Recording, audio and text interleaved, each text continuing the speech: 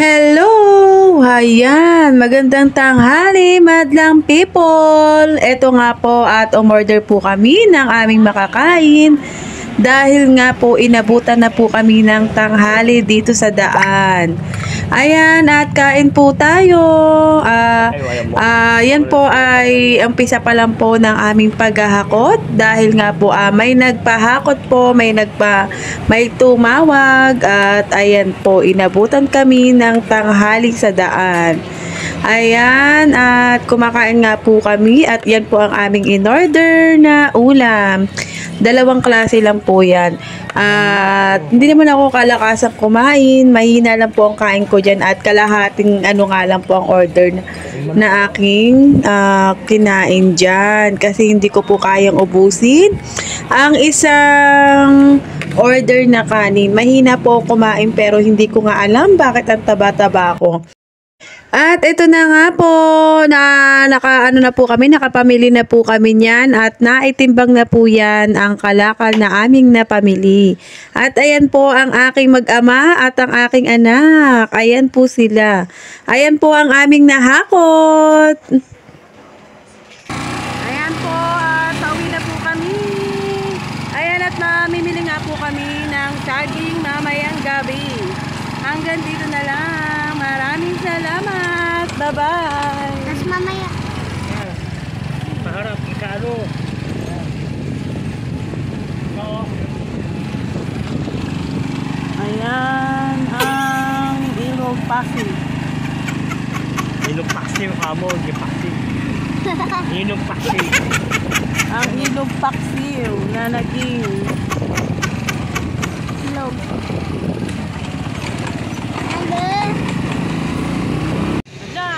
Ayan, napababa nga po ako dito dahil nga po sa aking anak na napakakulit. Dahil gusto nga raw po niyang bumaba at tignan kung ano po bang meron dito. Ito po ay bakanteng, ayan, bakanteng ano po to, bukid. O pareha. Ayan, at may mga nga po dito, may mga kalabaw. Ayan, dito rin po kumakain yung mga kalabaw na mga damo-damo. At ayan, ang ganda po niya, maganda po siyang pagpiknikan kasi fresh po ng hangin dito at marami pong dito nagpupunta ring mga baka, kumakain-kain ng mga damo-damo. Ayan. Pero sa ibang naman yun, hindi naman sila yung baka na Camping. na talagang nag-i-stay dito. Palipat-lipat din po yung mga baka dito. At ito nga po, matagal na po namin dinadaanan ito. Pero ngayon lang po kami nakababa dito dahil dito sa aking anak na napakakulit. At gusto raw po niyang bumaba dito. At meron po ditong mga kambing-kambing. Ayan, at nasa kabilang po kasi sila. Nasa kabilang bukid lang po. At ito po, dito po ang lugar ng Heritage. Ano po to? Papuntang dadaan ka rito sa Bahay Pari kung tawagin. At ito na nga po, nababaan na nga po namin.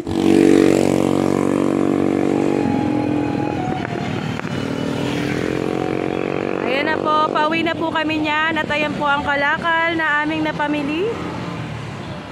Ayan po, ayan. Uuwi na nga po kami.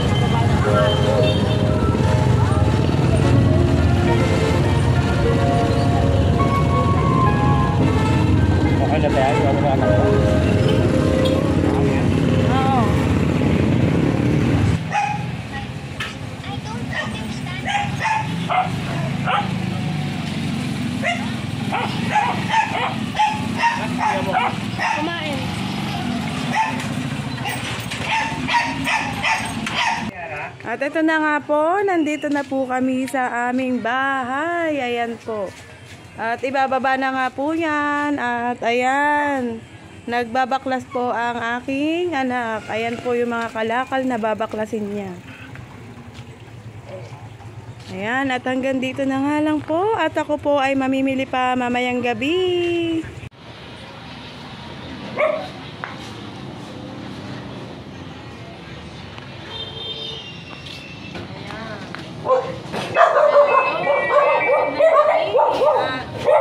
Ito nga po, mamimili tayo ng saging para pagda po natin bukas.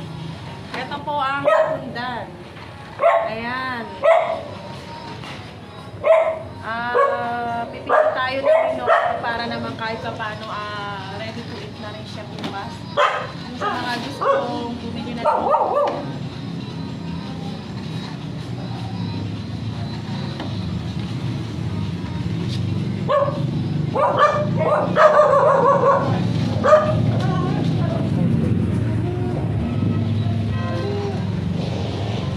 Karga mo na yan, karga na yan. Ha? Karga mo na yan, karga na bumili. Pilihan pa mo. Kasi meron pa doon manita eh. Meron pa natin manita.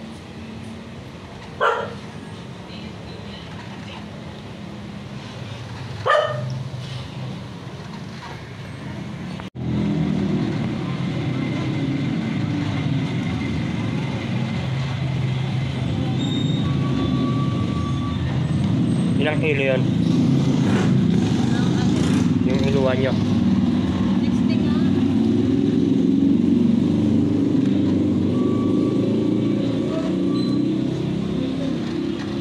Okay na yan? Ikaw, bahala ka. Okay na. Ito na. Ito na. Gusto ko.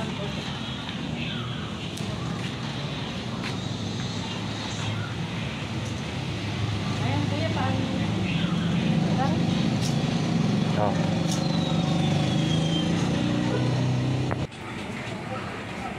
Ayan, kikiluhin po yan para makita natin kung magkano yung presyong inabot na nabili natin. Oh.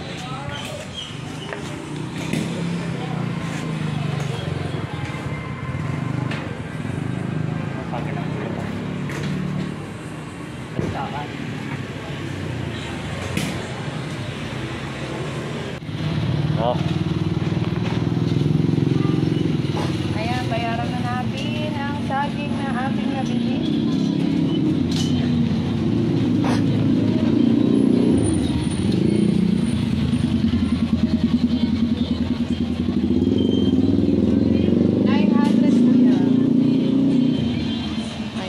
Okay na. Okay na, meron na tayo paninda bukas. May latundan na. Ayan na ang ambon. Ayan. At ayan na nga po, umuulan na. Ayan.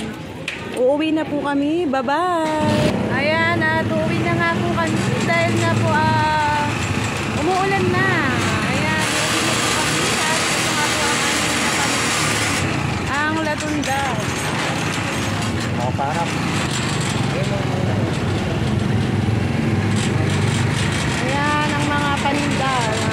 Ano mo ba guys? Dito sa Caloocan, Phase 1 North, Dagong Sina. Ayan, meron pa pong simbang gabi.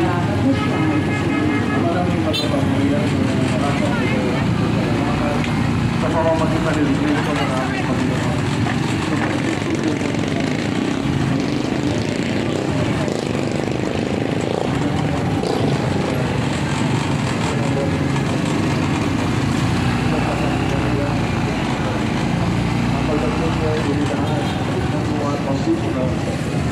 Maaga pa na silbag na pero ito, no?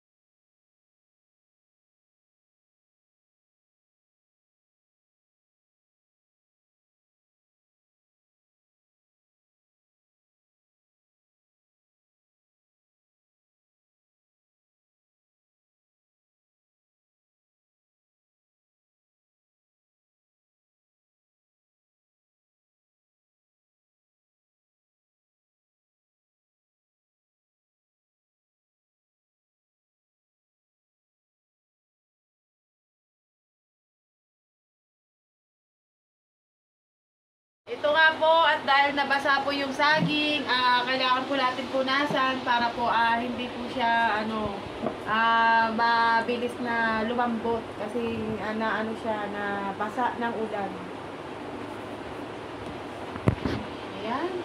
At ito po ang mga suha na atin pong ititinda ngayon na itong sa Christmas at New Year. Ayan.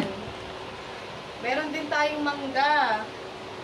Ayan. Ito, mangga. Mga pinahinog po natin yan.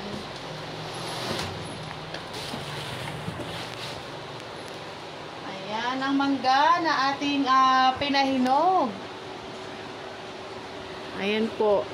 Para sa Pasko at New Year po ang ating mangga. Marami-rami po tayong mangga ngayon. At syempre, bibilihan pa natin ng yan. Apple at iba pang mga prutas. Para po sa New Year. Sa ngayon, 4 na klase lang po muna ang ating mga prutas na ititinda. Ito nga, at pupunasan pa rin natin para po matuyo pa po ang ating saging.